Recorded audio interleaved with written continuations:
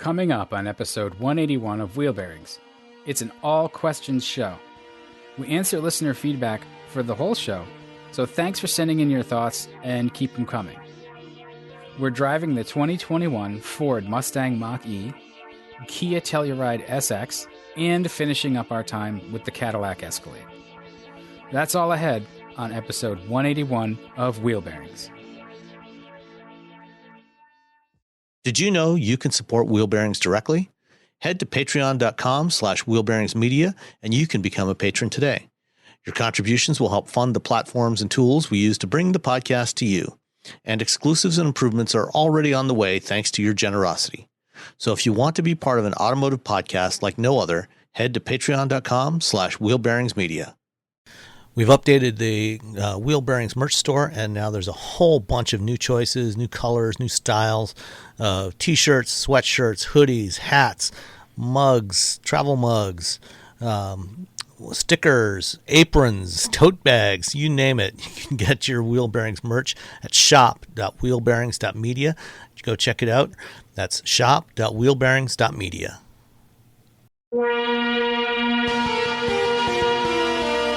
This is Wheel Bearings. I'm Dan Roth from Forbes. I'm Sam Abu-Al-Samad from Guidehouse Insights. And I'm Rebecca Linland from Rebecca Drives. All right, so let's jump into what we're driving because we've got a lot of questions this week to talk about. One thing I need to do is make sure that all our Patreon friends have been thanked since the last time. It looks like we've got one more new patron who signed up. Craig Daly has kicked in some forward collision alert dollars for us on Patreon, and you can too, and that means you'll get special interview content and other episodes either early or all on your own. You get the ad-free episodes as well. So patreon.com/wheelbearingsmedia. Anyway, we're done with the business development. On to the podcast. Sam, you want to talk about the 2021 Kia Telluride SX? Yeah, so I had the Telluride for a week, and we've talked about the Telluride before, both when it first launched and at various times since it came out, and this is still a great three-row SUV. It's the Telluride and its Hyundai sibling, the Palisade, are not quite as massive as, the classic body on frame three rows like the Chevy Tahoe, GMC Yukon, Ford Expedition. It's kind of like half a step down. It's more along the lines of, the Chevy Traverse in terms of size. Still big. The third row is, actually usable for adults. It's big enough for people to actually sit back there. I was able to get in the back there, and it's not, it's not, it doesn't feel excessively cramped to me. It's not going to be luxurious for a full-grown adult back there, but it's certainly very usable. Personally, I actually prefer the Telluride to the Palisade. I like the way it looks. It's a little bit more restrained in its design. The Palisade to me, feels a little more, luxury, more traditional luxury in terms of the design. There's a little more chrome outside. Feels a little fancier inside. The Telluride feels a little bit more restrained, but still very premium. In a way that I really like, which actually one is a Rolls, one is a Bentley. That's all. Yeah, except you look at modern Bentleys, and they feel just as ostentatious as a Rolls in most respects. I'd say it's not that the Palisade is ostentatious, but it's a little more on this towards that ostentatious end of the spectrum than the Telluride is. So yeah, I get what you're saying, and I feel the same way. The Telluride just seems to nail it for us enthusiasts.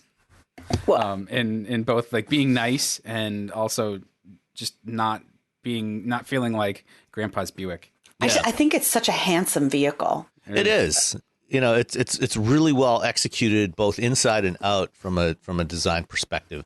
There's enough detailing, in the sheet metal, the shaping of the sheet metal, the things that they've done inside to let you know that, people actually put a very practiced eye on this, and really thought about it and put things right where they need to be.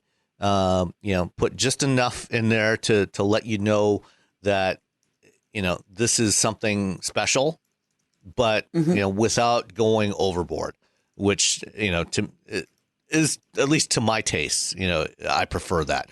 Some people are going to prefer the Palisade look, which, again, not to say that it's overboard or ostentatious, but it's a little bit further along the spectrum in that direction. And so, and this is why, you have, Hyundai Motor Group has three brands. You have Hyundai, you have Kia, you have Genesis, and Genesis goes, again, further on, down that stream, in that direction. So, I like the balance of where Kia's at in general. And it works for me. The powertrain in this thing, there's just the one engine option. There's the 3.8 liter, direct injected V6, naturally aspirated, 291 horsepower, 262 pounds-feet of torque. So, it's typical of what you're going to find as, the baseline engine in this class of vehicle. It's the same engine that's in the Palisade, 8-speed automatic transmission. It's available in front-wheel drive or all-wheel drive. I had the all-wheel drive. The trim level I had was the SX, which was the top trim level of the Telluride. And, it comes with all kinds of features. Let's see. It had the full suite of driver assist systems, the usual blind spot monitors and cross-traffic alert, the forward collision assist. It's got the highway driving assist, which is, kind of the more advanced version of lane keeping and adaptive cruise control. So it really, tries to do, lane centering, but it is still very much a hands-on system. So I think it's very comparable to what you would get with Nissan's ProPilot Assist type of system, or Ford's Copilot, their standard Copilot 360, not the Copilot 360 Plus, where, it's very much a hands-on system. The leather inside is really nice. Got a nice big 10 and a quarter inch touchscreen in the center. The Telluride, I guess, if there's one thing I wish that the Telluride had from the Palisade. The Palisade has the full digital instrument cluster, whereas the Telluride keeps analog gauges for the speed and tachometer, and then there's a display, an LCD display in between them. So both of them have the feature where when you turn on the turn signal, it shows you in the instrument cluster, it shows you the view from the camera right in front of you. So you can see what's in the blind spot on either side. And on the Palisade, it will actually show it in, on either on the left or right. So if you put on your left turn signal, it'll show it on the left in place of the speedometer, or on the right side of the cluster. So it's a little more analogous to, kind of glancing at your mirrors to see what's there. Whereas the Telluride shows, from either one, it shows it in that display in the middle between the two analog gauges. It's a very minor detail. It's certainly not a deal breaker, but it's just, it is one detail that I kind of would prefer to see it done the way Hyundai did it. But it's fairly trivial. Android Auto and Apple CarPlay support, tri-zone climate control. One of the other details that I really like that Kia and Hyundai have implemented on these vehicles is, they've got lots of USB ports around the vehicle. There's bunch in the front, at the bottom of the center stack, but also, and we've talked about this before, on the front seats, on the inside border of the front, on the seat frame, there's a USB port right there, so that passengers in the rear seat, so if you've got kids in the rear seat sitting there with their iPad or their Nintendo Switch or whatever, they can plug it in. The USB port is right in front of them so they can charge their devices. So that's very handy to have there. It's easy to access. I love that. And my kids actually commented on that about when they found the USB port on the back of the seats, they were all aflutter. Yeah, I mean, it's great. It's a nice, thoughtful touch. Yeah, and the thing is, most modern vehicles now have USB ports, for the second row, but they're usually buried down on the back surface of the center console, so they're down near your feet, and it can often be a little challenging, it's often not well lit down there, and if you're trying to find the port to plug in and figure out which way is it supposed to go, you can't really see it directly. So you're fumbling around trying to get up, where Kia and Hyundai have done it. It's, right visible there. You can see exactly where it is, which orientation the plug needs to go in. So that's, again, one of those really nice little touches. The one I had, the SX that I had the second row captain's chairs. You can also get it with a bench seat, and those, they flip forward really easily. So you get access to the third row, Harman Kardon surround sound. And I noticed, and I can't remember if when I previously had the Telluride, which was a 2020 model, if it had the Sounds of Nature feature that we talked about previously on the K5, but it is there now on the 2021s. I wish you could get it to play a little, it could play the Sounds of Nature and Morning Mood together, so you just get this sunrise Bugs Bunny cartoon. Oh, I still get the heebie-jeebies from just thinking about the crunching through the icy snow. Yeah. Not that I can't get enough of that right now by just actually walking through the snow, but or the sound of the cafe, because I mean, you want to hear the sound of a Parisian cafe as you're driving down the freeway, right? Since Look, you can't if it doesn't go to come Paris with croissants right in the glove compartment, I don't want it. I need the bread, the baked goods. Oh my gosh, that's funny. And the one I had the black finished 20-inch alloy wheels, the black grille, so it's got a little bit of, and with the everlasting silver exterior color, it's got a slightly sinister look to it, which I kind of like. I think that's a cool look. Yeah. Yeah. What's up with black wheels? Why is it so popular? Because it's the cool blackout thing, and it's Gen X. We're all about black. I mean, it's a trend that's been out. Let's put it this way: Would you prefer the opposite extreme of going back to the chromed wheels? I hate chrome wheels. I want cool white wheels.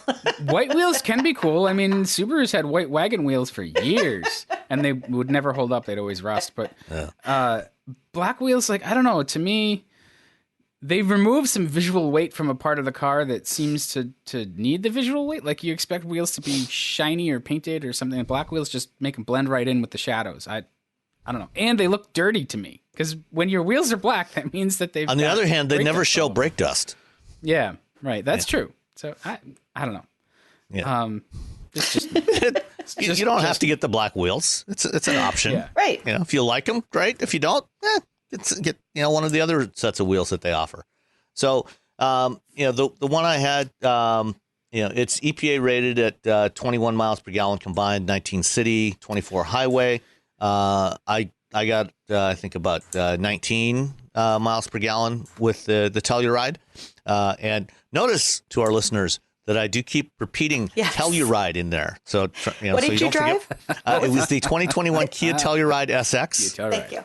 Yes. So an SX, so that's the sporty-ish trim, right? SX versus I forget exactly how Kia trims. Yeah, SX is a little more sporty, hence the black wheels.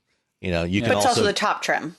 Yes. It is. You can also get the LX and the EX trims. The EX is kind of the other more premium trim that is maybe got shinier wheels on it instead of the black that wheels. Would be this is the Dan old man option. It's it's the same. More your jam. Same powertrain, drives the same way. I'm not sure if the suspension tuning is any different on the SX. I don't think it is. This one had the towing package. It did have the SX Prestige package, which gives you the heads-up display and 110-volt inverter. So if you need to plug in some stuff, that needs more than just USB, the Napa leather, the heated and ventilated second-row seats, also a very nice addition to very nice. On those hot or cold days. and rain sensing windshield wipers. And by the way, the black wheels and the black grille are actually part of the Nightfall Edition package, which is $1,295. So why do they have to make this sound so ominous? Like I know Toyota's got Nightshade, and I think it's Nightshade, right? Oh. It is Nightshade, yeah. So whatever, once you've finished, paying for the vehicle, you don't care. You forget about but they even marketing.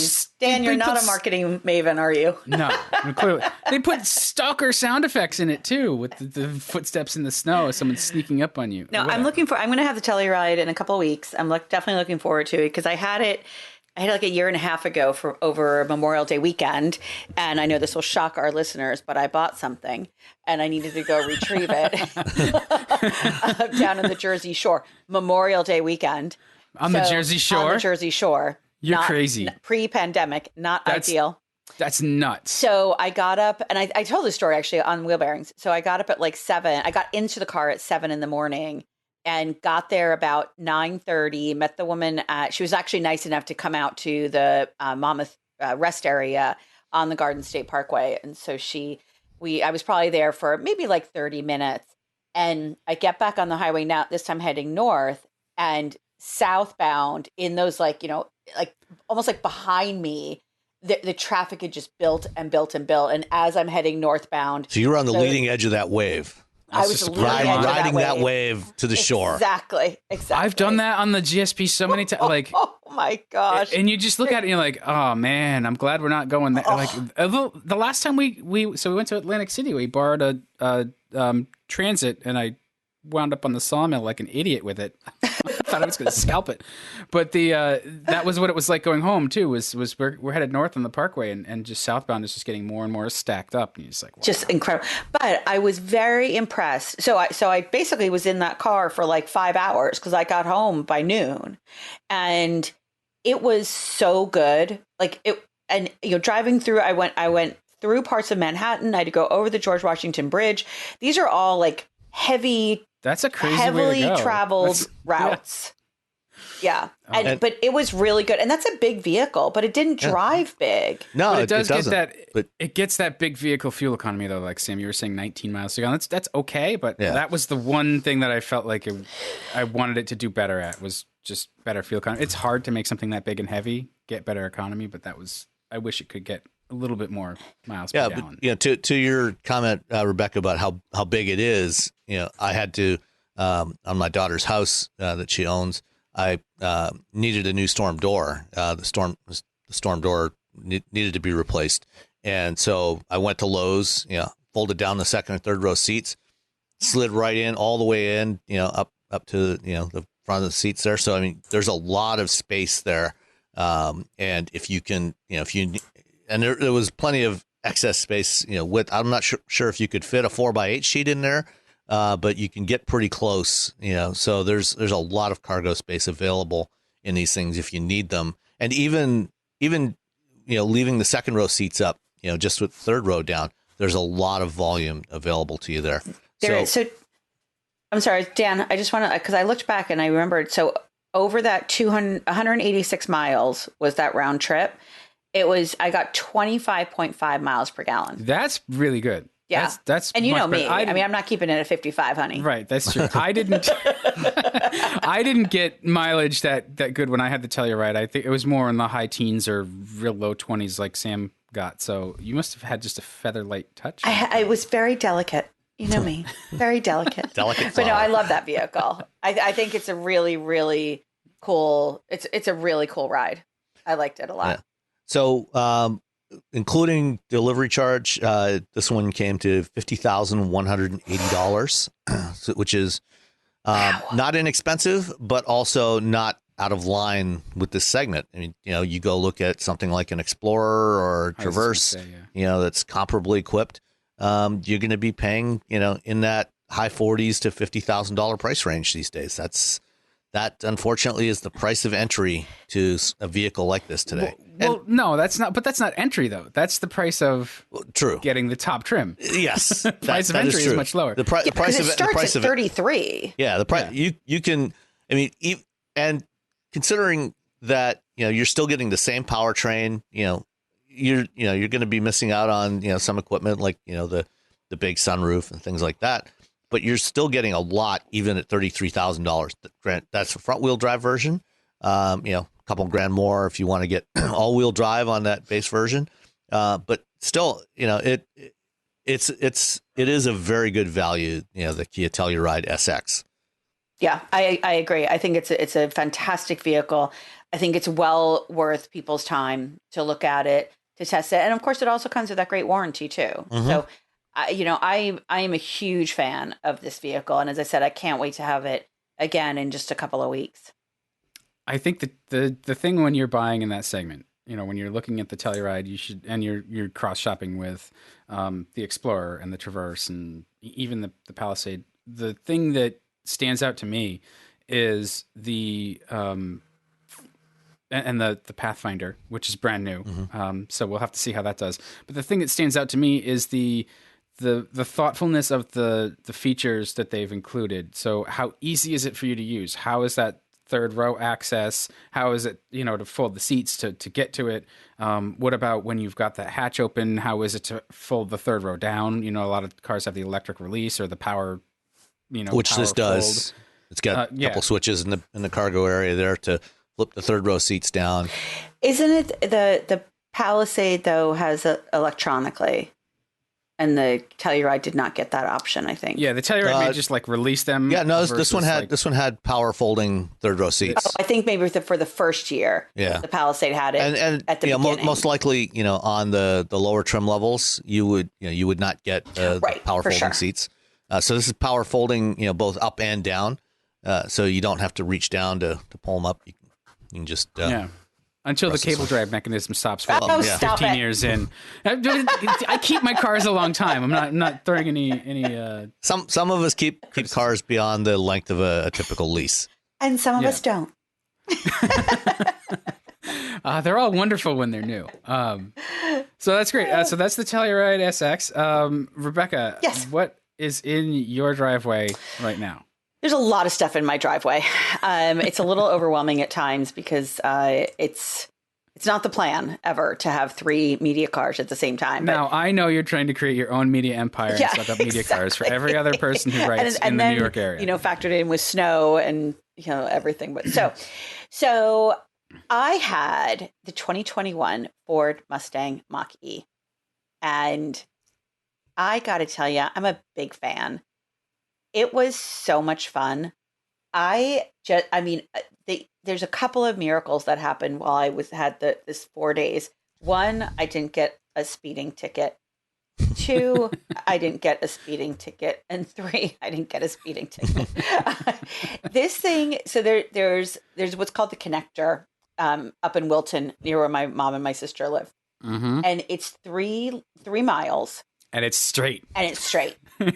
It's as described. It's well named. It's a connector. It connects, one kind of what was supposed to be the continuation of a highway that never got approved, but it connects to the Merritt Parkway, Route 15, and I-95. Right. I was going to say it goes 95 to 15, and I've missed that once or twice, and I've been like, oh, because then you wind up having to drive to New Haven. Yeah, so exactly right. So this is actually like, if I've ever come home late at night from there, like I'll see like hot rod cars on the right hand side waiting to launch. I think I talked about actually one time this Audi. It sounds like a Bruce Springsteen song. A couple of Bruce lived in Connecticut. Right. Exactly. A couple of months ago, it was probably about 12:30 at night, and I was driving home, and there was an Audi A6 parked on the right side. And, I was probably doing 80, and that thing blew by me. It must have been doing at least 150 because I can't remember which car. I was in an SUV, and it shook. It shook the car when it went by. Oh, you get the wave off the front, and then the vacuum. That's how much speed you can get. So anyway, so in the Mach-E, so I there was nobody behind me, so I was at a full stop. And I just floored it. And that thing was at 100 in a second. It was unbelievable. It was so much fun. It was just the instant torque on that vehicle was just unbelievable. And I I loved having that kind of power. It was actually a lot of fun. We did like the little performance muffler sound, that you can do. Unbridled mode. Unbridled mode was a riot. I mean, that thing was hilarious. Like, so I had my 13-year-old niece with me, and I picked her up in school. So I see. Contributing to the delinquency of a minor. 100%. Carrying on. Yep. Not my kid. I've done it with my kids. So where did you learn that? I picked her up at the school bus line, and then we drove all through the curvy parts of town and everything. And so we put it in unbridled mode, and you can feel it. Like, you can actually feel the car changing instantly. And she started giggling, and she's not a giggler. And I was like, right, you can feel it. And then engaging, I didn't have as much, there wasn't as much definitive difference in engage mode. And I kind of wish they had called it like dressage and something that more for the equestrian world. Yes, nobody asked me.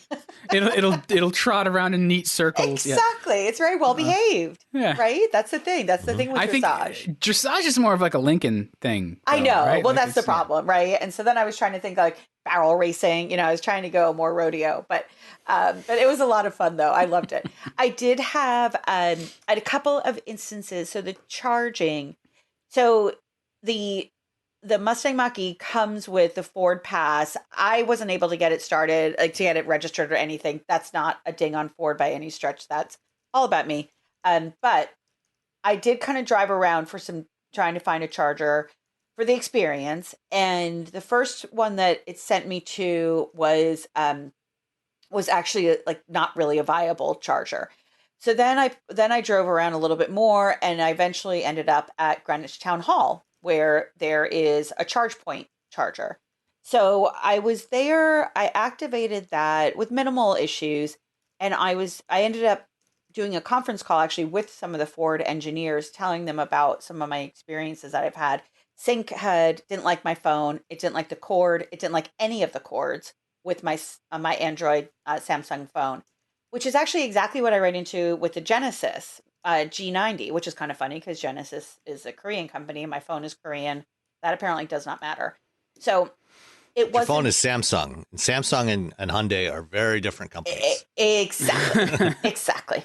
So I've had this problem before with the cords and the Android system. Ford is aware of it. They were very nice enough to arrange the call for me. And so I was at the charger for I was on the call for about 30 minutes with them. And then one of the town guys came by, and this was like infrastructure in action. He was actually hanging the signs to direct people to the charger. So he was like, and that's actually a great thing to hear, because one of the big issues, there's an increasing number of chargers being installed all over the country, but most of them are really hard to find. You can't find them. No signage. I actually have a Mach-E this week as well. And, I've gone to 2 different Electrify America stations. Yeah. And over the last couple of years to most of the other stations I've gone to, there's almost never any signage, to tell you, oh, the chargers are over here. It's not like going to a gas station where you have a big ass sign there. Yeah. Well, I think, Sam, you and I talked about this because you and I were offline talking about this, and you said, oh no, there's a charger right at this shopping center. I was like, I have been to that shopping center and I cannot find the charger. I'm sure it's there somewhere, but there's no sign. It's the same kind of thing. So Town Hall was actually putting up signs throughout the parking garage to direct people there. So I ended up being there for about an hour and 15 minutes or so, because then the sign guy is a big car guy. We started talking and blah, blah, blah. So I only got 25 or 30 miles in that hour of charging. So clearly a level 2 charger, it would have been fine if it would have been a beautiful day and I could have gone for a walk around Greenwich and left it sitting there. It was 19 degrees, so I wasn't doing that. So it was, it just took a long time at that level 2, which isn't a surprise. It's not unexpected, but it's something, Sam, you and I were talking again, you've got to have a charger at home, just full stop. You have to have that if you're going to get one of these vehicles. But with that being said, that car is so quiet in the inside of it, like driving along, not just because it doesn't have an engine, but the insulation that they did, the NVH is incredibly good. Sitting there, 19 degrees, while we were in a protected parking garage, I was only on the second level. So it was still, like, we were still cold, but it was so warm in that car for an extended period of time, which was really good. Like there was just, it's so well thought out. I absolutely loved it. And I really, I've been wanting to get an EV. I've been looking at different cars, and for the pricing, for the price point, for the experience, I loved it. It's definitely on my list. So you think that the Mach-E is like the ideal execution of an EV right now? Like, you think that Ford has really done their homework and created a car that is going to make that adoption pretty seamless and easy for people? The charging availability aside, like it just, to me, it sounds like you're overall real positive about how well it all comes together in the Mach-E. I'm very positive about it. I think that it gives that muscle car, domestically oriented buyer a really viable vehicle to buy. There is nothing wrong with the Chevy Bolt, but this is not a Chevy Bolt. But the Bolt is a form factor that American car buyers have no interest in right now. Exactly. Because they're so dumb. They're so dumb. It's painful. You always hear that, it's all about timing, and the timing of the Bolt was so wrong, when they started development on that, which would have, came out in 2017, 2013. Yes, people were still buying small cars. By 2017, that had completely flipped, and cars were clearly on the way out, so they completely mistimed the launch of that vehicle. In GM's defense, they are now working on the Bolt EUV. Yes. Which we should see at some point. Next week. I wish they had gone... Oh, next week. There we go. I wish they had gone a little faster with that, because you're right. The Bolt just looks like a small hatchback, which it's exactly what it is. It just happens to be a really great electric car that you get 250 miles out of, and it's almost as painless and seamless as the Mach-E that you're talking about. But when I drove it a couple years ago, so GM was good enough to give me one while I was... out when I worked for Kelley Blue Book, and I was visiting the West Coast office. And I remember driving it and thinking, I don't feel like I'm driving the future. Really? I just, it just, I don't know. It does feel very conventional. Yeah, I think that's true. I think that's one of the things that I said. I think most people don't want the future. They want something that just works. But the Mach-E works, and I feel like I'm driving the future. Right, that's what I was going to say. It sounds like it does like both. Yeah. Just because the future doesn't have to be weird, Right. Well, and the Bolt's not weird. Conventional. Right. But I felt like from the materials, I don't know. It was.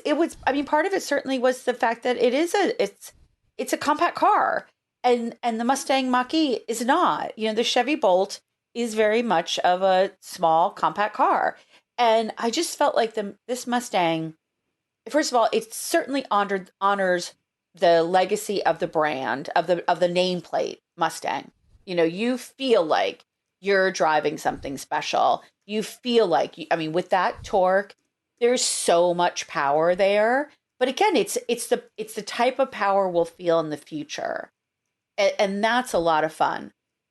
That's why it was so much fun to drive. And this isn't even the hot Mach-E. Right. This summer they're launching the GT. So this version that we have right now, if you get the all-wheel drive version, the extended range all-wheel drive, you have about 350 or 360 horsepower, I think, and about 450 or so foot-pounds of torque. It'll do 0 to 60 in about 5 seconds, which is quick. It's very quick. And those 5 seconds are fun. Yeah, and it feels very quick. But it does. This summer when they launch the GT, the Mach-E GT, that one will have a larger front motor. It'll be, I think, somewhere in the neighborhood of about 450 horsepower total, closer to 600 foot-pounds of torque. And that one is expected to run 0 to 60 in the low 3-second range. That amazing. puts it, equivalent to the Shelby GT500. Yeah. That's what a GT500 does, is low 3 seconds, 0 to 60. And, this thing will have zero emissions. And, granted, that this is by no means the fastest EV out there. The Mach-E is pretty comparable in performance to the Tesla Model Y. And in fact, the Model Y is very much, the direct competitor to this. Right. It is. Ford clearly targeted that vehicle with the Mach-E. And they copied the Tesla playbook, which we've talked about before. And they did it very well. I think what Ford has done with the Mach-E, though, is they've copied what people like about the Tesla, yes. that distinctiveness, that futurism. I think it's smart for them to brand it as a Mustang, even though it's a sedan in that sort of usability sense.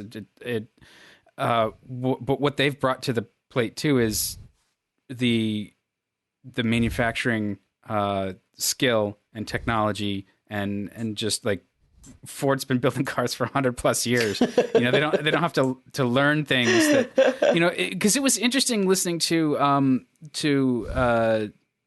Autoline the other day, and they played a snippet from, I guess, Sandy Munro got to interview Elon Musk. And one of the things that Elon Musk was talking about was when they developed the Model 3, organizationally, they didn't think of the whole picture. So they had, the back subframe of the Model 3 has like 70 pieces or something, and they're working on solving that. But that's because they talked to like the individuals in charge of each piece and said, what's the best way to do this? And, the best materials to make this out of, blah, blah, blah, blah, blah. And so they got like, a bunch of different answers, and they didn't have somebody to say, wait a minute, this is a whole assembly. How do you not have somebody? Because they did tech all over again. They do have that person. It's Elon. That's the problem with Tesla. Everything reports up to Elon. He is the final arbiter on everything at Tesla. So, but that's like that's almost like a rookie mistake. Like you would think, okay, great, it's wonderful that we're building each little piece of this in the ideal fashion. That's marvelous. But when you put it together, you need to consider, how are these materials even going to are they going to corrode each other if you've got aluminum bolted to steel? That's a problem. So, it's very remedial. Right. Talking about that kind of thing. Ford has that pretty well figured out. So that's what I'm excited about with the Mach-E, is just seeing how that sort of large scale car building can take this idea that is really good and the nice user upgrades that come from an EV that has embraced tech, and seeing how that can sort of propagate out in the world, built as well as, say, the F-150 is built, maybe better. I don't know. Yeah, no, I mean, I thought it was really, really well done and well executed. I certainly had my fair share of issues with the infotainment system, but first of all, they do the OTAs. They're very aware of it. One of the things I really liked about it also is that you have the opportunity to provide feedback right in the vehicle. So they've got your VIN. They know exactly which vehicle it is. And this is for everybody. This isn't just for journalists. It's not just for Rebecca, who has Jim Farley on speed dial. Speed dial. She's like texting. But no, it's really cool though, because then you feel like you're part of the solution. And one of the things that, people that are buying EVs today, they are innovators and early adopters, and they're willing to overlook some things in order to be part of the solution, in order to be part of how do we further this technology along. So the idea that, with just a few clicks of a button, you can provide feedback. My only recommendation is that they make it more visible, because I don't know if I would have found it had they not told me about it. But, that opportunity to say, hey, this is some of the issues that I'm facing. And it was pretty comprehensive. So, they're asking for feedback from their buyers. And I really like that. I think that that's great. Obviously, you want to solve as many problems before it goes to launch.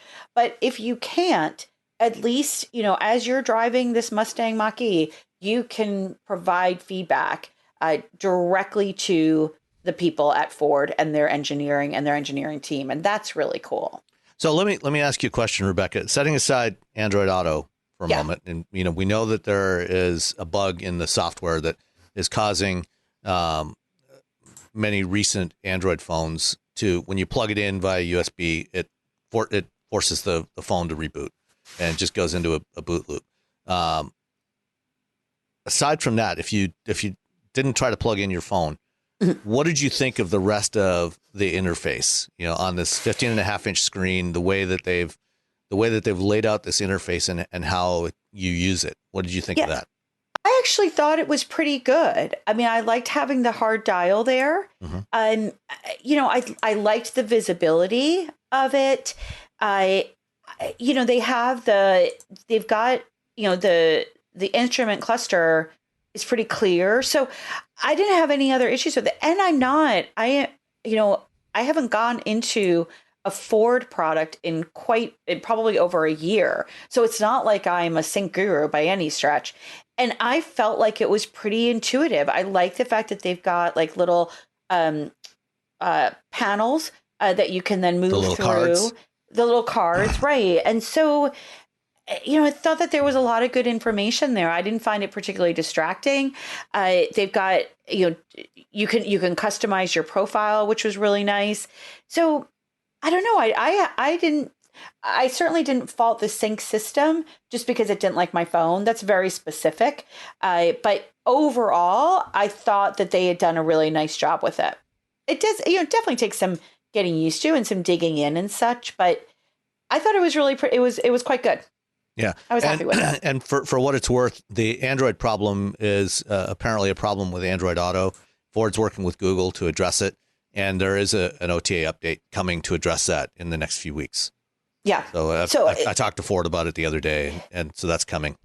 Yeah, they are quite aggressive about addressing this issue. They're not burying their head in the sand at all. Again, just looking at some of the menus, I think it was pretty clear. I'm really bad at some of this stuff. Like it says controls and settings. I don't know what the difference is between those two. So, I had to kind of toggle back and forth to see what was covered under controls, what's covered under settings. There's a little icon that you can actually change based on your personal profile that has like a Mustang symbol. And then they have another one with a car. I don't know what those differences are. So I had to dig in and get another layer of what did those two things mean. One thing that came up that was a little bit annoying was when I went into the charging and I had it plugged in, I wanted to see how much time I had left on it. And so I went into full accessory power mode, and the dialog box that pops up covers the charging information that you need. So I have a picture of that. And I was like, I don't want to turn the whole car on. I just want to see, I just need a little bit of information. And so that was kind of one of those funny things. Like even if they had moved it over to the right a little bit, I would have gotten more information than just having it pop up right in the middle of the screen. But, again, I think overall, I liked it. It wasn't that I went in with any kind of prejudice, but I came out feeling really, really good about that vehicle, about the Ford Mustang Mach-E, just to be clear. Well, good. I am hotly anticipating my opportunity to drive one. We'll see how long it takes to charge on my lowly 110 outlet with 60 feet of extension. About 4 days. Yeah, because voltage drop is a thing. But that's one of the experiences actually that when I get an EV, I like to try out is sort of what the local charging infrastructure is like. Yeah, for sure. That was a very good lesson. That for sure. It was a good opportunity for me to really drive around and see.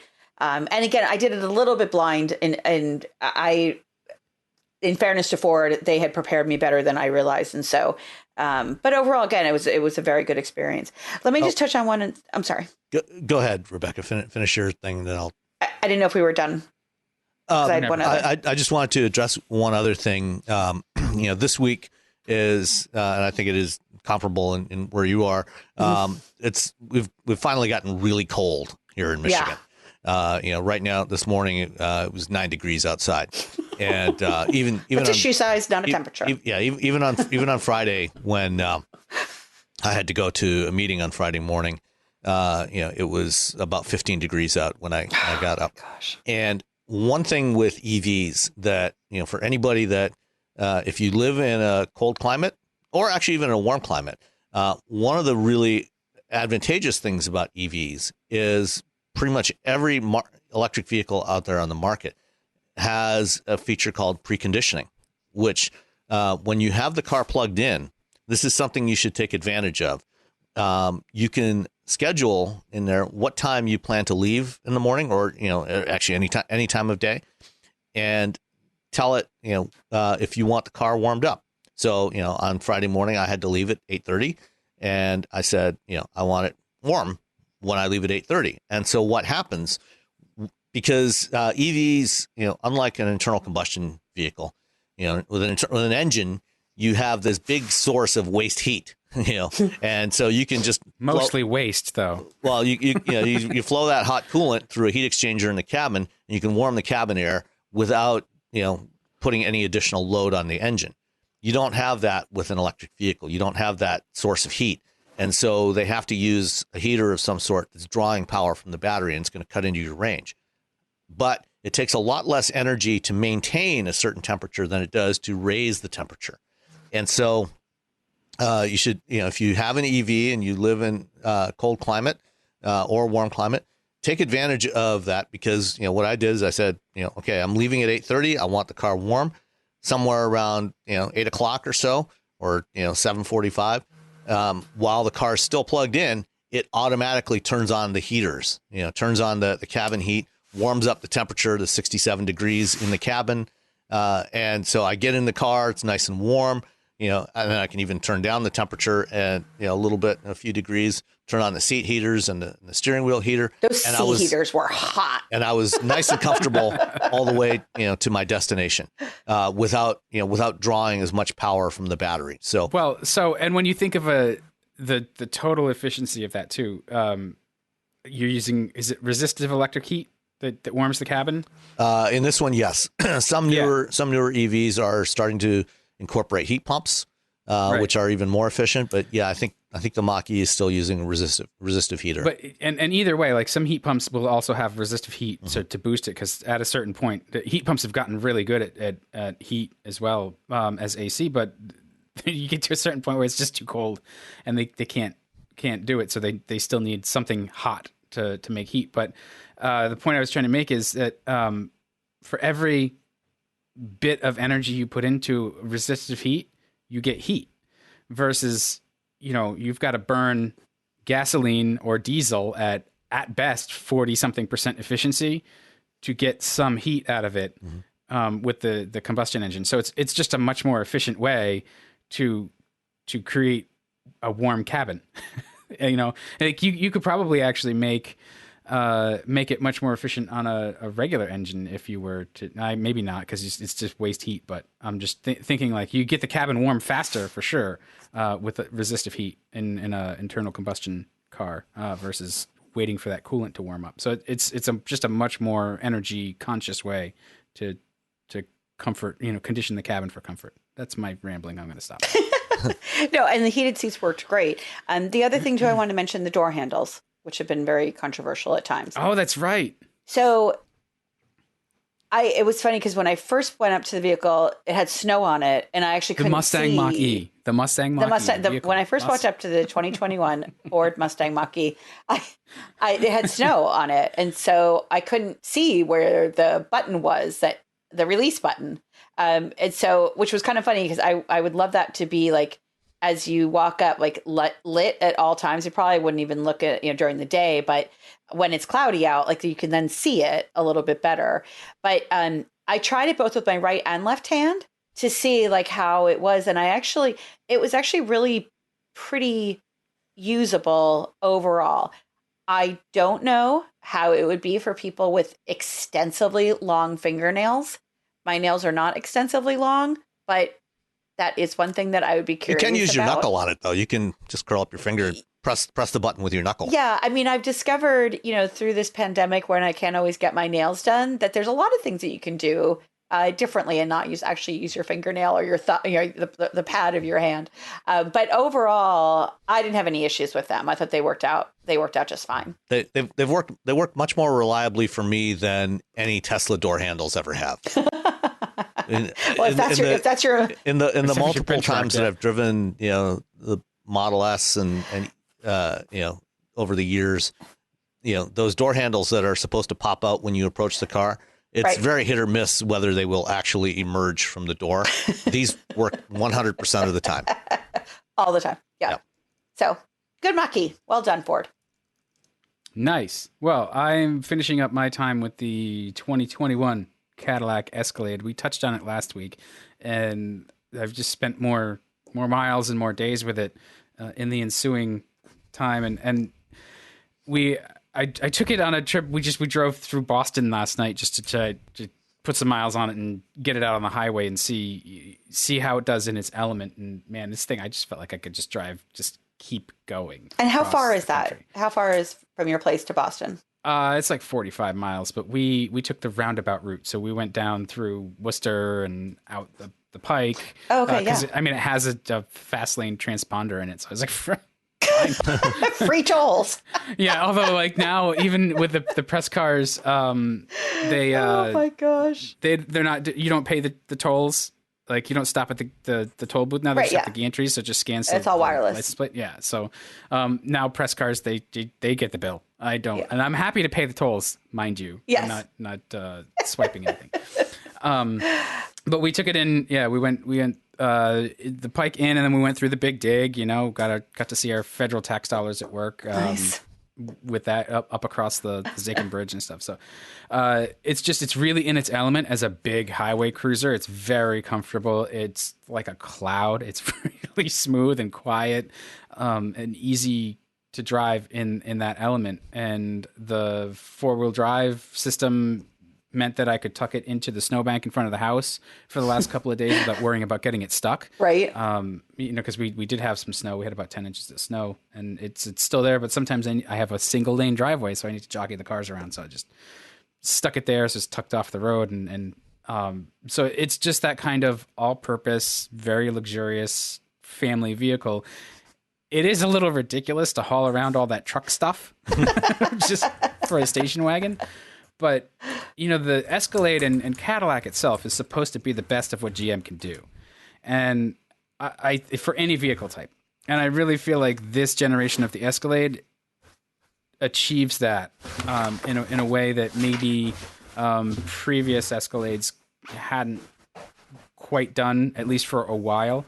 We all know that I hate screens. I was really impressed with the screens in this because you can dim them right down. It has a dark mode. If you turn the instrument dimmer all the way down, it shuts off all the ambient light, all the things that are in the lighted switches and stuff.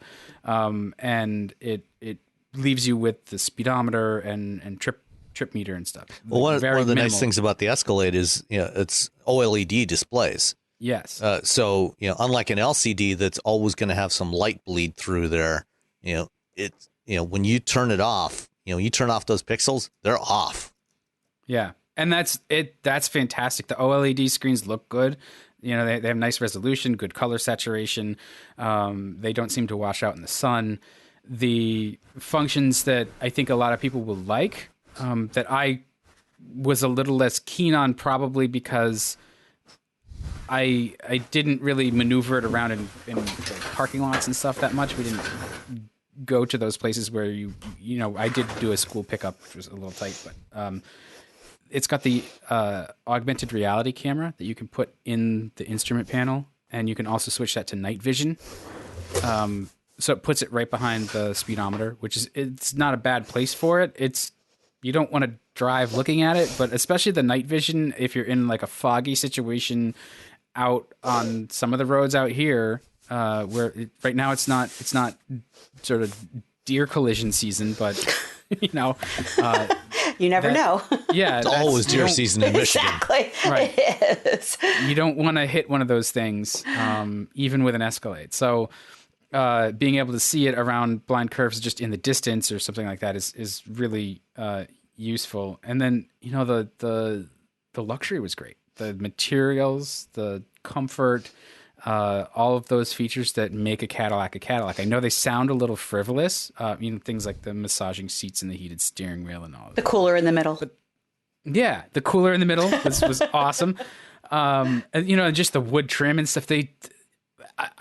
I know I gushed about it a little bit last week, but they've done a really, really great job just making it feel special inside and making it feel luxurious and like a well-appointed living room or something. And it's not, that's hard to do. And GM hasn't done that quite as well in the past as they have here. It feels really premium. And so they've done a great job with that. It's got the screens for the two captain's chairs, which my kids enjoyed playing with, although they were a little bummed it didn't have games on it like the Chryslers do. They were able to follow along with the nav. So my son was like, "We're in Natick." I was like, "Yep," and we're going into whatever town. The Are We Here kind of part of it, like that Chrysler has. Was it that kind of thing? Yeah. Are we there yet? He was just looking at the nav. He's like, "Where are we going? Where's home?" Yeah. We're going. That's east. Awesome, though. Yeah. And the thoughtfulness comes through when you start to use it. And one of my favorite features is it has the power lift gate that will open hands free, and they have a light. It's pretty common now for the lights in the mirrors, the puddle lamps to project the logo, and they do. But the tailgate, there's a light that it's smaller, but it also projects a logo under the rear bumper, and that's where you wave your foot. That's very handy. And that is very handy. And it just made me smile. I was like, the number of times I've been kicking my foot around under the bumper trying to get the damn thing to open. Right. And you wonder if anybody's looking and hoping they're not. Yeah. Right. And I just I was like, oh, that's really, really nice, because that's exactly the problem I've had. It's like you wave your foot and you're like, I don't know where it is or what. Like it just helps. It's subtle, but it helps. And so that's the kind of thing that charms people. It's one little feature like that. But the Escalade is really well done.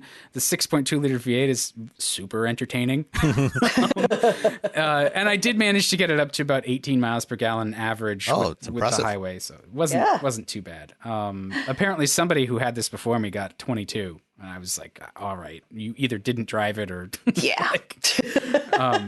reset the coasting downhill all the way. Yeah. Those kinds of small details, they're emotional solutions where, it just makes you feel good, right? Yeah.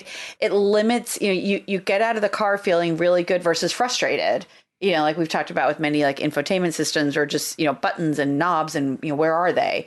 And that it's just, when you have that thoughtfully designed emotional solutions. And I think, there are some companies that certainly do it better than others.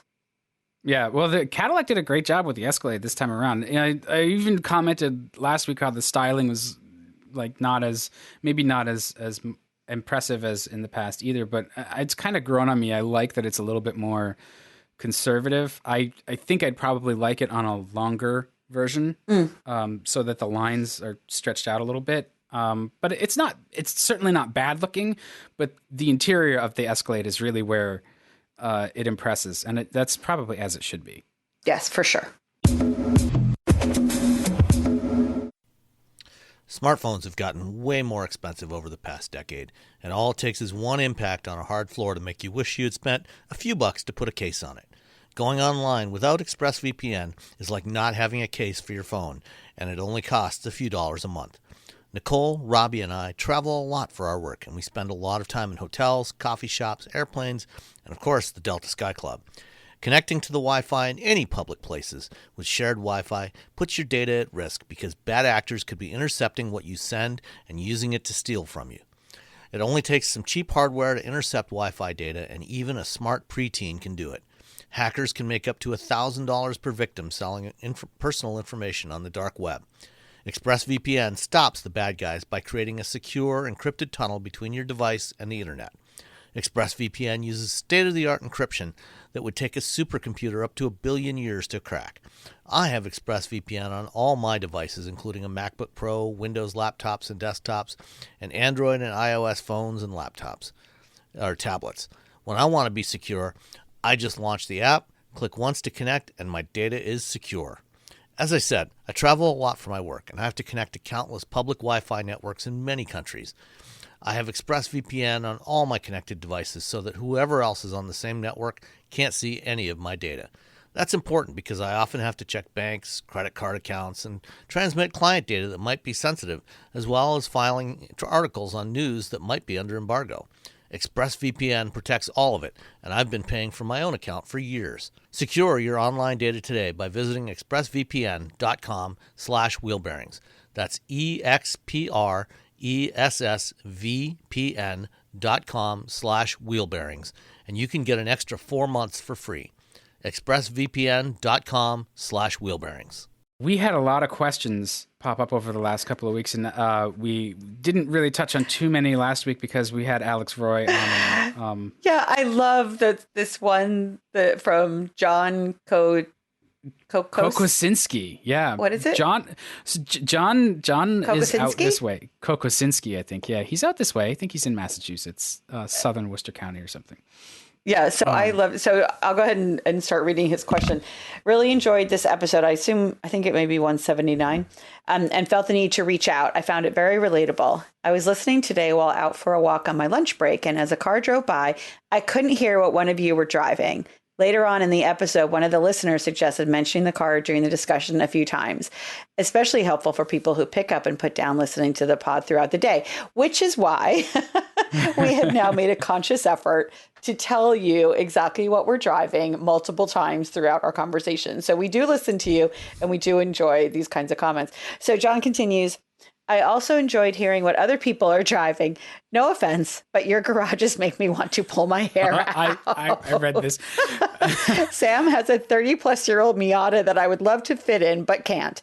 I have tried, but at 6'3" and 260 pounds, my knees are in the dash. Dan likes Panther chassis FMCO products and... Let's be clear. I don't like them. It was an inheritance. It was...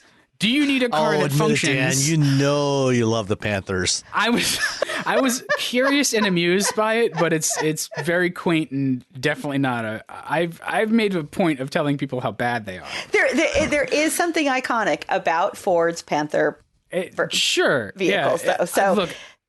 Well, and he continues, and John continues with, and stripper versions of Jeep Grand Cherokee. Again, like our Grand Cherokee is limited. It's not the Summit, but it's not a stripper. Nice. It's got leather.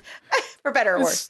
And lastly, Rebecca drives a tiny little Buick that I may fit in or may not, refer to my size above. Now, I will tell you that my brother Steve, who is 6'3" and now is probably about 195. He was in there. He was about 220 at one point.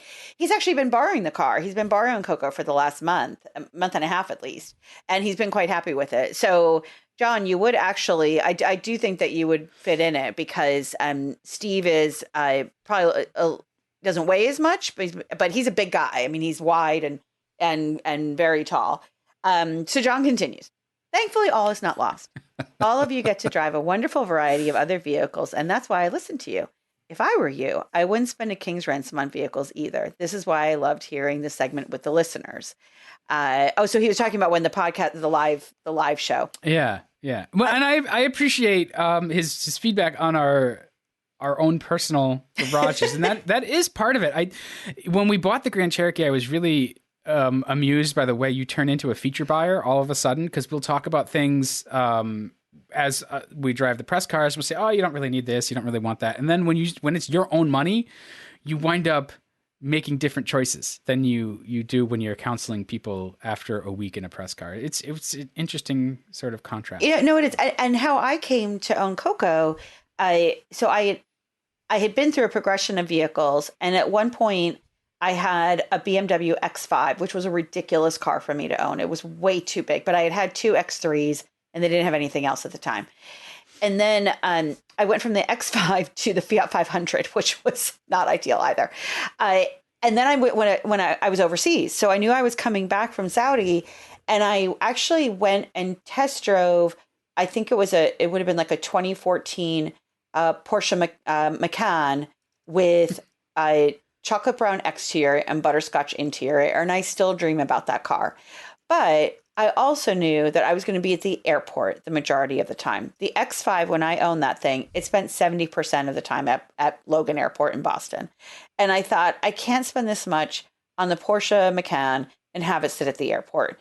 So my mom could get in and out of the Buick Encore so much easier than really almost any other car that I had as a test vehicle. So that's what kind of led me. And I got a brown one with chocolate with a butterscotch interior. So that's what kind of led me to the Encore. It's a good little car. It's very quiet.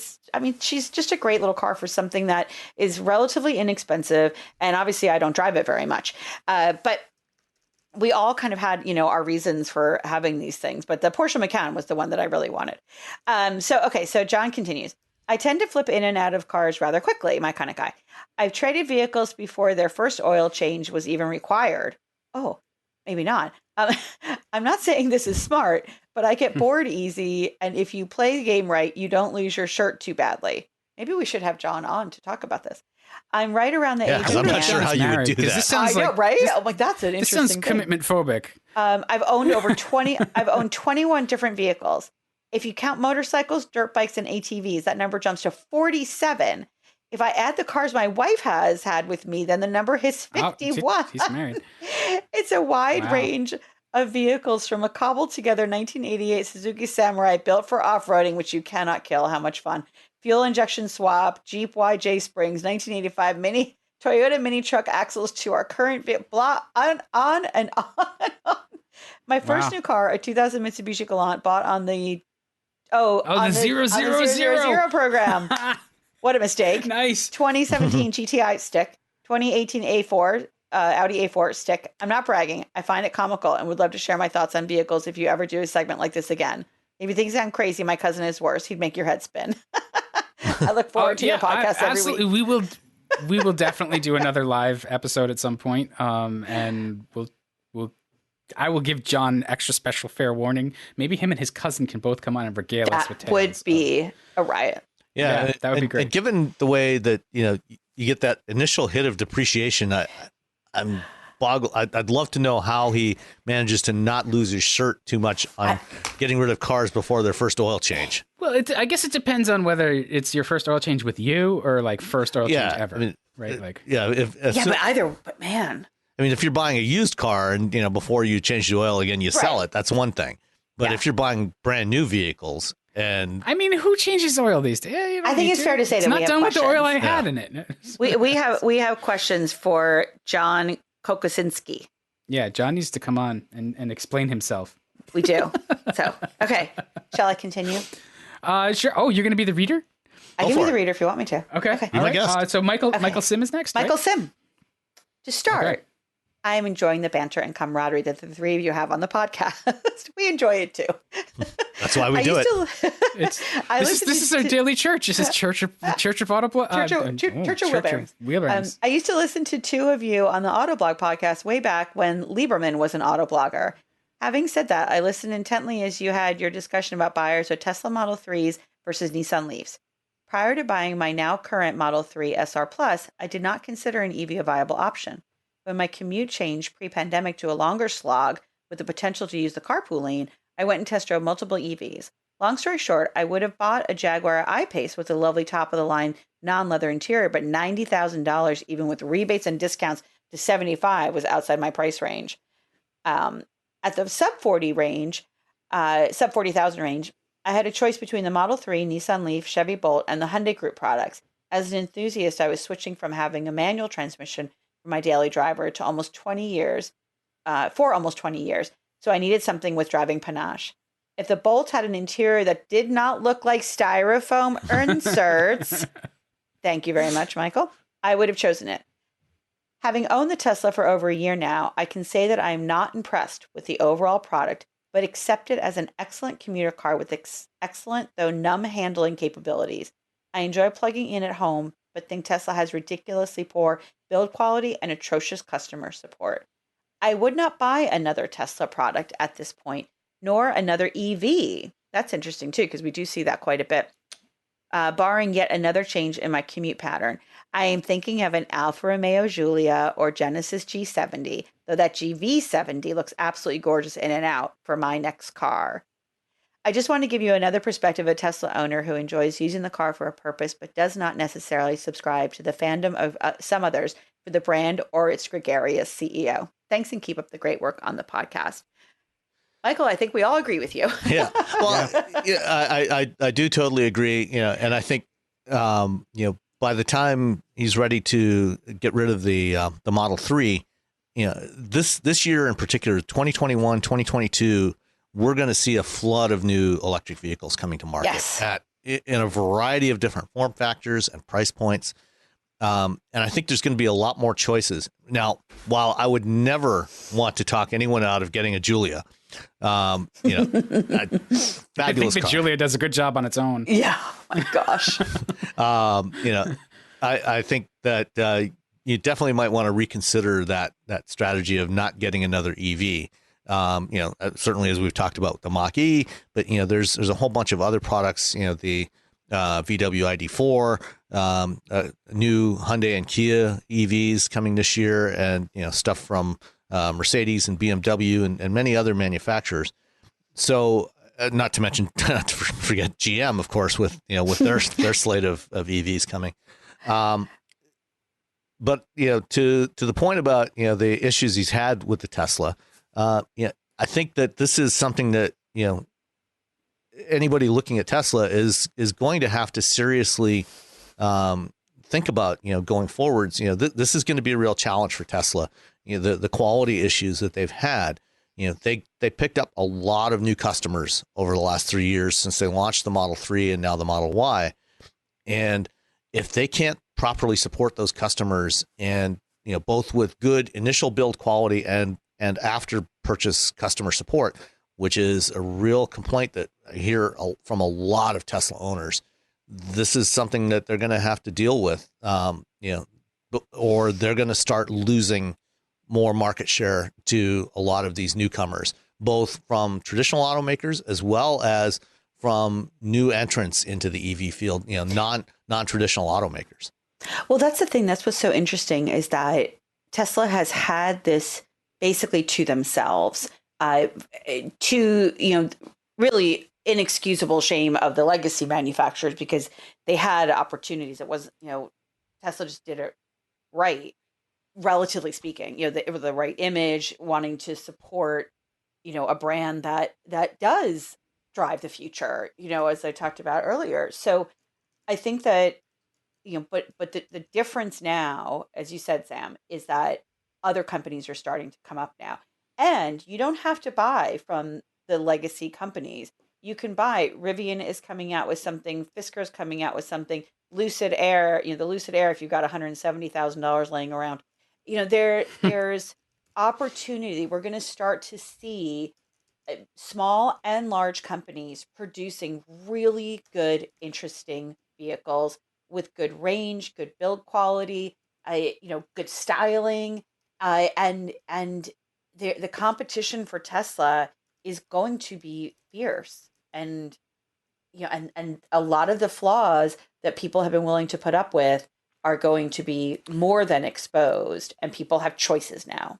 Well, yeah, and that was an interesting thing that Michael pointed out was that he wouldn't consider any EV, and I wonder if that's just because now with his driving pattern he doesn't feel it's necessary, or if the experience with Tesla has put him off to say, this product's just not good enough, because that 1 sour experience with one particular brand really, I think, can have that chilling effect on the entire segment. And as you look around right now, there's not a ton of choices quite yet compared to what we're going to see, like Sam was saying, by the end of this year or into next year. So maybe his opinion will change when there's more choice on the market, because that is one thing that Tesla has sort of in its favor.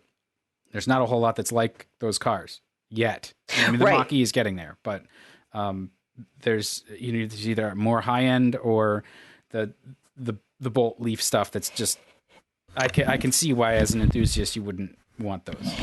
Well, and that the styrofoam comment, I'm here for that. So. I didn't object to it. I thought the Bolt was well done, but yeah, and the money has to come from somewhere. They're about to launch a refreshed version of the Bolt that has a much nicer interior. You and I saw it, Rebecca, last March in Detroit.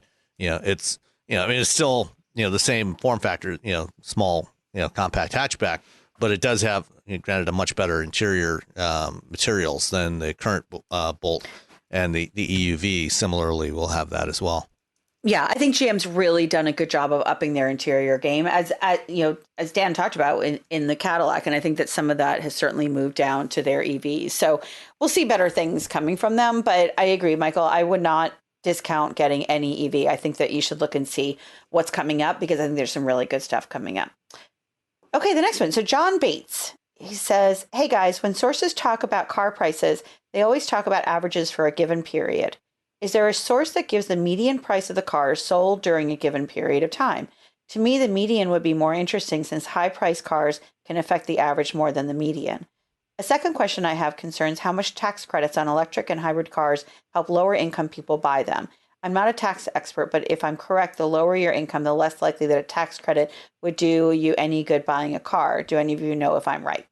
I think he's right. Yeah, no, absolutely right. I'll address the second question, and Rebecca, you may have some thoughts on the first question, but the reality is that lower income people don't buy new vehicles anyway. They buy used cars. They sell in the U.S. We have about 3.5 times the number of used cars sold every year as we do new cars. And so the reality is these tax credits really only affect, middle to upper income consumers, because they're the ones buying new cars.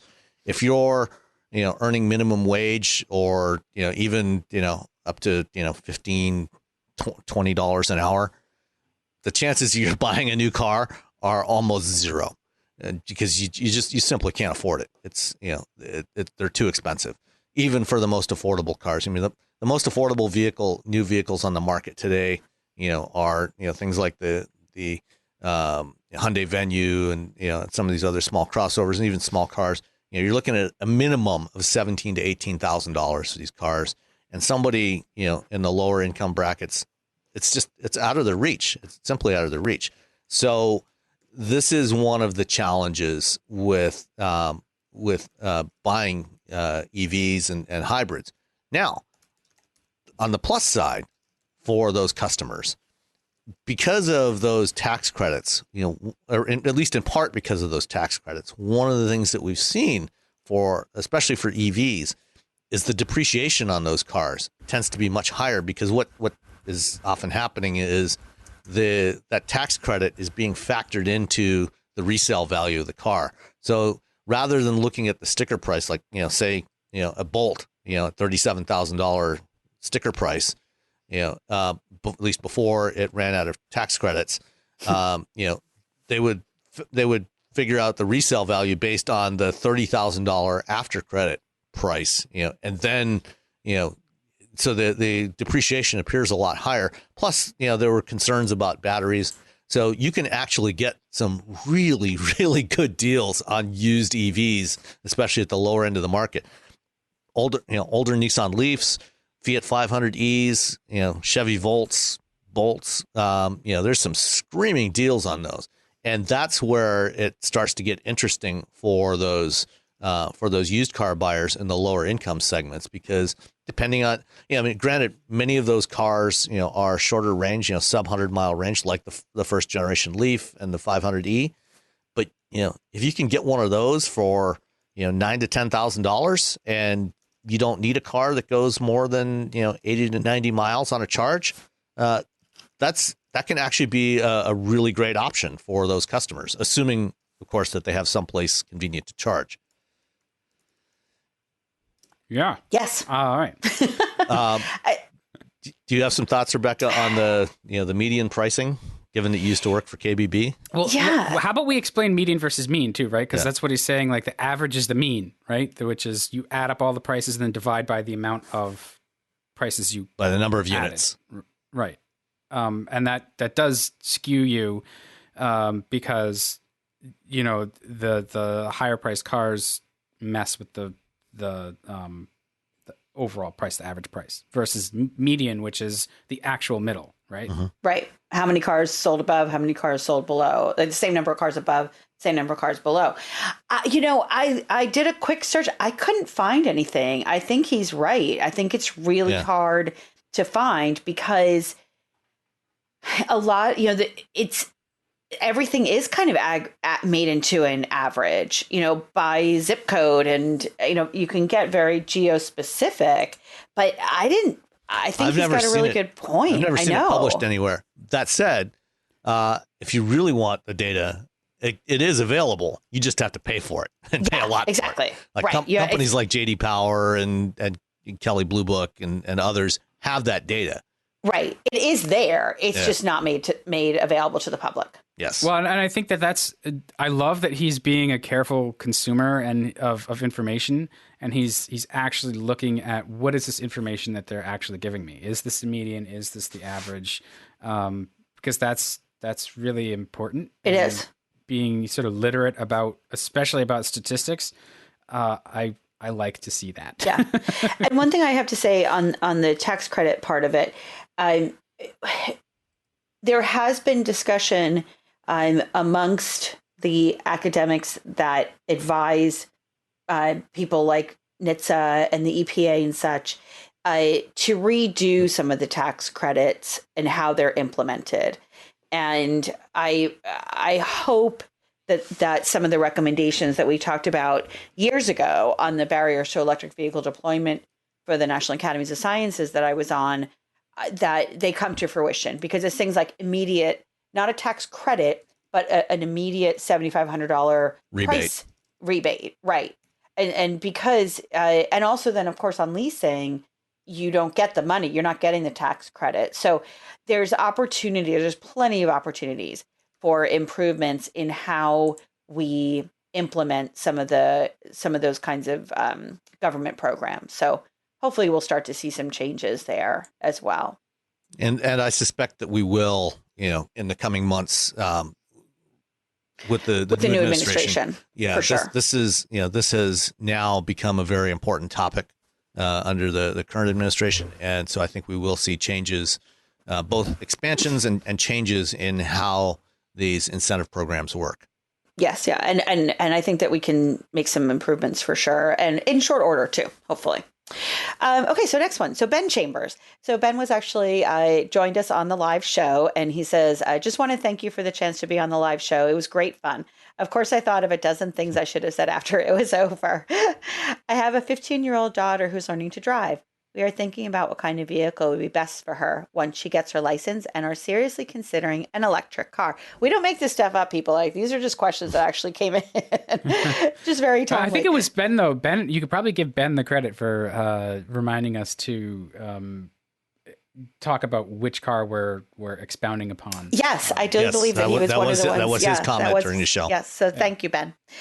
So he continues for his 15-year-old daughter. He says, we are thinking about what kind of car, and he says 2017 Chevy Bolts with less than 30,000 miles can be had for less than 15,000, to what Sam just talked about.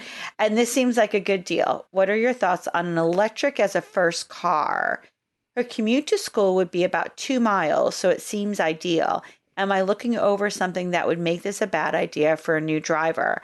I look forward to the show each week and appreciate the knowledge and perspective on the auto industry. I think it's a great idea. Yeah, I think one of the things that I recall from being a new driver was the idea of range on a tank of fuel. Yes. And the range can get you in trouble when you wind up in places where you were not supposed to be going. and the EV will sort of help for your daughter. Right. So, the EV will sort of help fence you in, because you'll be like, wait, I can't charge over that. But also, like, I mean, for people who actually trust their children, if it's a 2 mile commute, it's a great option, because no gas car is going to warm up in that time. You're going to use a lot of fuel. You're going to go through exhausts, and it's just generally not great for, the environment. So, and you want to put the youngest driver in the newest car because of the safety features. So if that's newer than anything else in your fleet, it's going to have, better crash performance and airbags and all of that stuff that's more modern than even something that's 5 or 6 years old. So those are 2 points that would put it in a plus column for me. And to the geofencing point, you might, as much as I love the Bolt, you might even want to consider, one of the shorter range EVs like the Leaf or the 500e, particularly the 500e because, it's so small, less likelihood of her carrying around a bunch of her friends, which, is, for teenage drivers. Hard asses. You guys are such dads right now. Yeah, right. Hey, we are what we are. This again, for young drivers, this is one of the risk factors. When they become the chauffeur for their friends. Again, one of these shorter range EVs, cheaper. You're going to get them even sub $10,000 pretty easily. And it further limits the perimeter of where they're going to be driving. Yeah, I mean, I think, and Lucy's chiming in case you can't hear her. I think it's a good idea. I like this, especially, the 2 mile, the fact that she's got a really short drive to school. I think there's opportunity. People his daughter's age are the ones that are going to be driving EVs, primarily in the future. I think he lives in Arizona. I think that was Tennessee. Oh, was it Tennessee? Oh, you're somewhere right. in the Yeah, southeast. it's Tennessee. Yeah, somebody else was on Arizona. So I think, it's certainly or Georgia. It was Georgia. Georgia. That's right. Yes. He's outside of the Kia plant. Yep. So I think that there's a good level of responsibility that comes with owning a vehicle, whether you're putting gas in or EV, obviously, depending upon her opportunities for charging, I would certainly look at that before I would make a full commitment. Is she going to be able to charge in a relatively short and safe place for a young woman?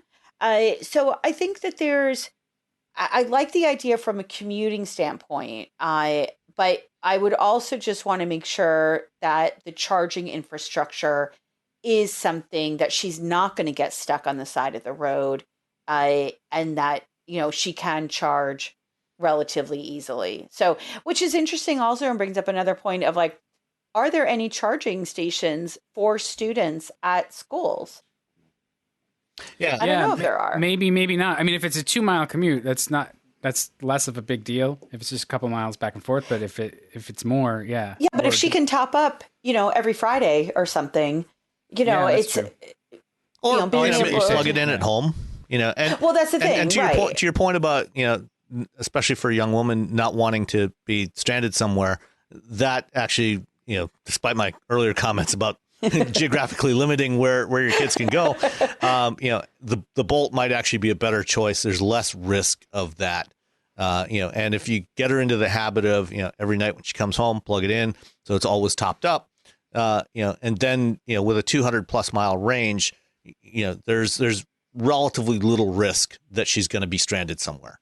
Yeah, I agree. So I wouldn't rule it out. I just think that looking at charging opportunities, do they have a charger at home? What are those? What is her charging situation? And with any EV, but I think even more so with a new young driver. And Dan, to your point of, put the newest driver in the newest car, I think is absolutely right for safety reasons. Yeah. So all of the dad stuff aside, I think it's a great option, and it gives you something that's it's not like a small underpowered car either. EVs are pretty responsive, so you've got enough oomph for most maneuvers. Well, especially the Bolt. I mean, it's 200 horsepower. That's more than most cars. I think it's a good idea. And, I'm always looking at EV options anyway. I think that more and more is, and what does she want to drive too? That's the other thing that I was thinking is like, what's on her list of concerns? I will tell you that my 15-year-old is very conscious about what kind of earth we're leaving her. So are my kids. Yeah, I think that's a very much of an enduring value when it comes to younger people, that they are very globally and locally aware of the environment. So yeah, I think that this, as you say, could really play very nicely into what some of her values are as well. Yeah. So Ben, let us know how it works out. Yes, please. Send pictures. Adam Jankowenko. You guys are verbose. Jakowenko, I think. Jakowenko. I knew I wasn't quite saying that. Jakowenko. It's a question. Why have so few automakers implemented any kind of useful built-in dash cam functionality into their vehicles? For all of Tesla's pros and cons, their Sentry mode is objectively pretty great. Most cars have at least 2 cameras in them. Many have 4, including my Chevy Bolt. I know BMW, Cadillac, and Subaru all have cameras that can record, but at best you can get a tiny clip that only records when you crash, and it's difficult to obtain that footage. And I never see these even advertised as features from the automakers that have to do them, that do have them. Seems like they could be doing so much more in this space. I don't know about you, but I've definitely had my fair share of experiences on the road and when parked that came short of a full-on crash that I wish I had a record of. I'd gladly pay a Sentry-like option in my next car if anyone would just offer it. P.S. I realize I write in whenever I have a random thought, so if you ever use my questions or comments on the show, feel free to just say a Patreon supporter instead of my name if you get sick of saying it. Well, I apologize for mispronouncing Adam, but we're always happy to hear from you. We appreciate your support. Yes. So, a couple of things here. First of all, the Sentry mode, while, a very cool feature that Tesla offers, taking advantage of those cameras, it does have some issues. And what is Sentry mode exactly again? So, the Teslas have 8 cameras around their perimeter that they use for autopilot. And what you can do when you enable Sentry mode, it uses those cameras to record when anything happens. So it keeps the computer on and keeps the cameras running, just keeping a running buffer. And then, if it detects, somebody hitting your car or potentially scratching it or, doing some vandalism, whatever, it will save that recording. And so, or the person that pulled out right in front of me the other day. Yeah, exactly. Yeah. Okay. So, there is an issue, and our friend Alex, who was on the show last week, he has a Model 3, and he told me about this a couple of years ago when he first got it. Turns out that if you leave Sentry mode, if you turn on Sentry mode especially when your car is parked, when it's running, it doesn't matter so much because the cameras are on anyway. But when the car is parked, normally without Sentry mode, the Tesla will lose, it'll drain about 1 mile a day of range while it's parked. That's just the way it is. Batteries do that. And there's always some stuff that's running. Right. With Sentry mode, that climbs to about 10 miles a day. Oh my goodness. Yeah. So it's using quite a bit of power for that. Yeah. Also, to do a dash cam system, you've got to have some storage somewhere, and that's expensive. That adds cost, and whoa. I guess manufacturers, unless they think that that's a feature that customers are going to be willing to pay extra for, they may not be willing to. Now, what kind of storage? RAM storage? It's flash memory. A flash. Okay. Yeah. And as we talked about, with the Tesla recall, that can also be problematic. If you're, depending on the quality of the flash you're using, that can basically get worn out. And I suspect that there are also some liability concerns. Manufacturers maybe don't want That's to. What I was thinking. Don't want to they don't stick themselves in the middle of this, right. And perhaps get sued for something, maybe not recording when it should have. It's just one of those things that they maybe the lawyer said, it's maybe not such a great idea. So I think those are probably some of the main reasons why. Going forward, I think we probably will see it implemented more. With as cameras are becoming ubiquitous, and we're moving to an era where cars are being equipped with more data storage capability. To support over-the-air updates and all the other things that are going in there. They may do that, but they've got to figure out the power consumption issue first. Especially for when the car's parked. Yeah, and I think that liability thing was my first thought, and partially is because I work for lawyers. So but like they don't necessarily want to own that. We don't want to provide the cloud storage for it. It's bad enough when cars get into crashes and there's the whole issue about event data recording info and who owns it and where it comes from and where it's stored. You start to add all kinds of video footage to that. It can get a little bit more complicated. And then there's the idea of what if that information gets accessed by people you don't want to have. It's all privacy security stuff. So it's just easier to just, if you want the camera, go buy one. They're cheap. And then it just records on an SD card and you can do whatever you want with it. I don't know. Maybe in another country, not the US, where lawsuits fly like candy. Besides, you got to leave something to the aftermarket. Yeah, exactly. Right? Okay, so the next question, a Patreon supporter says, an anonymous Patreon supporter, coincidentally named Adam, says, would love to hear your thoughts on the recent Ford Google partnership they just announced starting in 2023. I thought about this because cars are becoming more and more like computers on wheels these days, and it's increasingly a factor one must consider when buying a car. Ford is just now debuting the electric Mach-E that runs on their latest Sync 4 OS they've been touting as having great new features and OTA software update, over-the-air software update compatibility, just like our computers and smartphones. That sets expectations, especially for tech-savvy buyers like myself, that the software in the car will not be static and will continue to get updates throughout the life of the vehicle. I give credit to Tesla for really pioneering this idea. Hang on. Tesla did not pioneer software updates for the vehicles, maybe over the air, but that's been going on for a long time. Yeah, and actually, even what Tesla pioneered was the idea of over-the-air updates for throwing all security systems completely in the out the window. Other manufacturers have actually been doing OTA updates longer, going back to the mid 2000s. But only for the telematics system, only for the communication. GM used to be able to. That was one of the questions we asked them a long time ago. Was what they could do with OnStar, and they said, we could do anything we want, but we wall it off because of safety and liability and security issues. Tesla doesn't care as much about when they're making the users the beta testers. GM loves their owners. Yeah.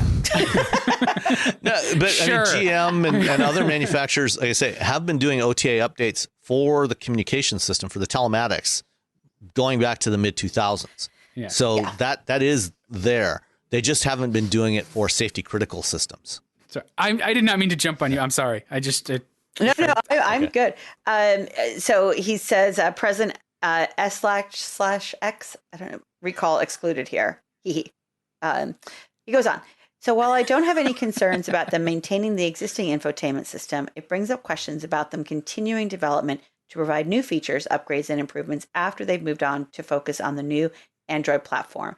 Where will that leave buyers of brand new 2021 models in a couple of years?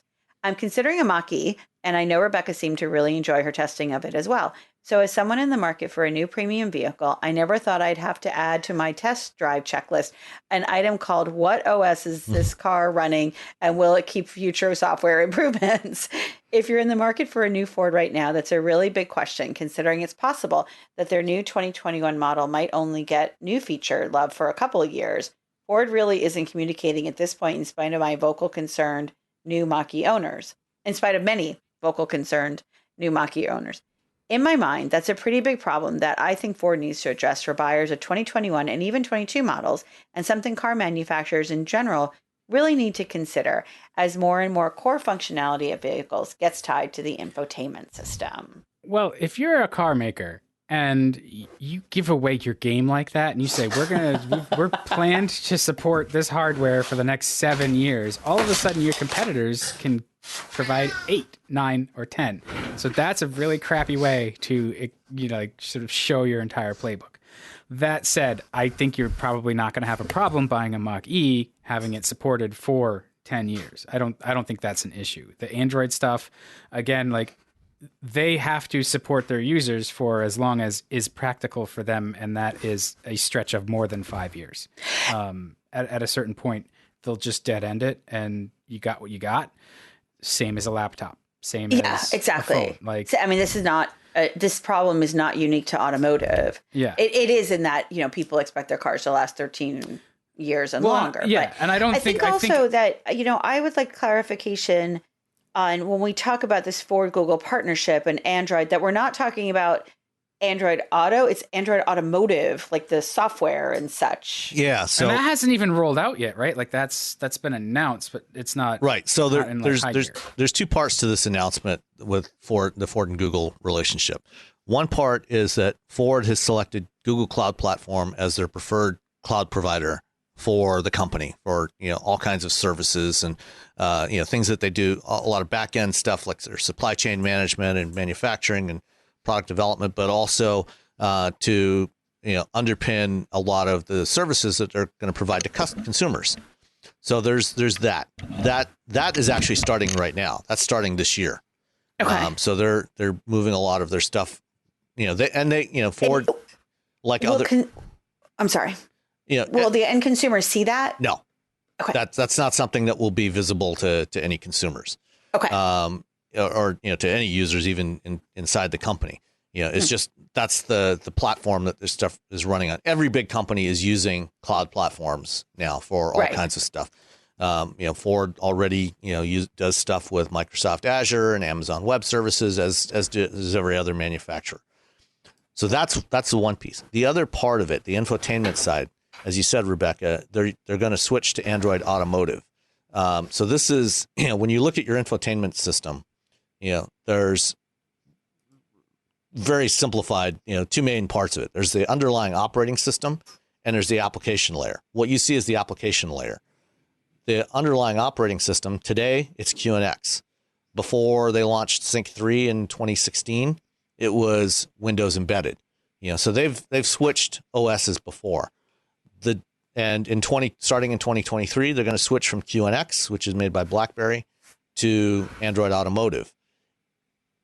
On top of that, there's still going to be a Ford application layer. The interface that you actually see is going to be different. And there's already cars on the road today that are running Android Automotive. Volvo and Polestar are using it for their new systems. Later this year, GM will be launching their first Android Automotive-based systems. I think the new EVs are all going to be running Android Automotive. The Chrysler Pacifica, the refreshed 2021 Chrysler Pacifica with Uconnect 5 is running Android Automotive. All of these have a distinct look and feel. They're all running Android underneath, but they're going to have different user interfaces on top that are unique to the manufacturer. It's entirely possible that when you look at a 2023 Mach-E, that may or may not have Android Automotive at that point. They haven't said what the cadence is for which models are going to get it, which years. It may look exactly the same as the current one running QNX with the same interface on top of some other operating system. So there's that piece of it. And then how long this stuff gets supported, that's a big question that is a big unknown right now. One of the problems with making this transition to having over-the-air updates and this promise of improving functionality over time, it actually costs a lot of money to develop that software and to validate it and to distribute it. And that stuff doesn't come free. What we're going to see going forward is you're going to get a period of time, probably 3 years on most vehicles, where you'll get those updates for free. After that, you're going to have to pay for a subscription for something to continue getting those updates. Otherwise, it's going to be like your phone. You can still use a 5-year-old phone today, but it's not getting any software updates. At some point, unless you're paying for it, those updates are probably going to stop. Some things will probably keep coming. Like, for example, you may not get new features after 3 years, but you will get security updates, or critical bug fixes will get fixed, but you'll just stop getting new features. So you'll get different updates over time, depending on what you're willing to pay for. And this is something that we're all demanding these OTA updates. Manufacturers saying, okay, you got it. Here's a new revenue stream for us. And so you're going to start paying for this stuff at some point.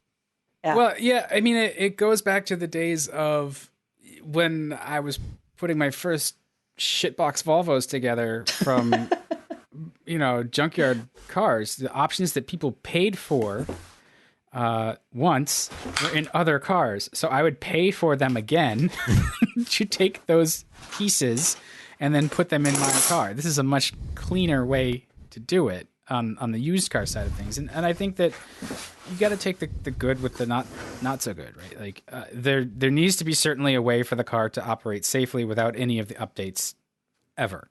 And I'm really hoping that they've figured that out so that the thing doesn't become a brick after 5 years. But also for those buyers who can afford to continue the subscription, and there needs to be multiple tiers of subscription. And there will be. So you can get those supports. Like, I know it's another subscription service to buy. And so that's why I say like it needs to work without it, because not everybody has the income for yet another thing to subscribe to, but the choice should and will be there. So it's a brave new world, everyone. Let's see how it works out. So that's the end of our listener questions. We're all caught up. All right. I think at this point, because we've done almost 2 hours, I will release the Peter Egan episode as a standalone, just because this is already packed with peanuts, so it really satisfies. But we'll see everybody again for the next Wheel Bearings podcast soon. In the meantime, you can leave us reviews. I was reading through some of the reviews on Apple Podcasts.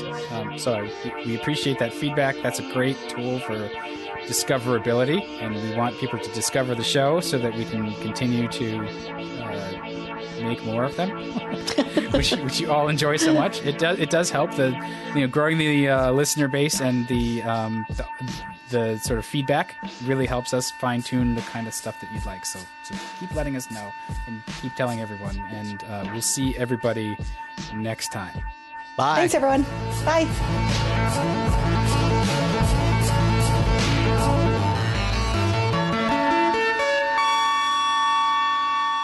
Thanks for listening to Wheel Bearings. Hey, we love to listen to our listeners, too. Drop us an email to feedback@wheelbearings.media with your thoughts, questions, or conversation starters.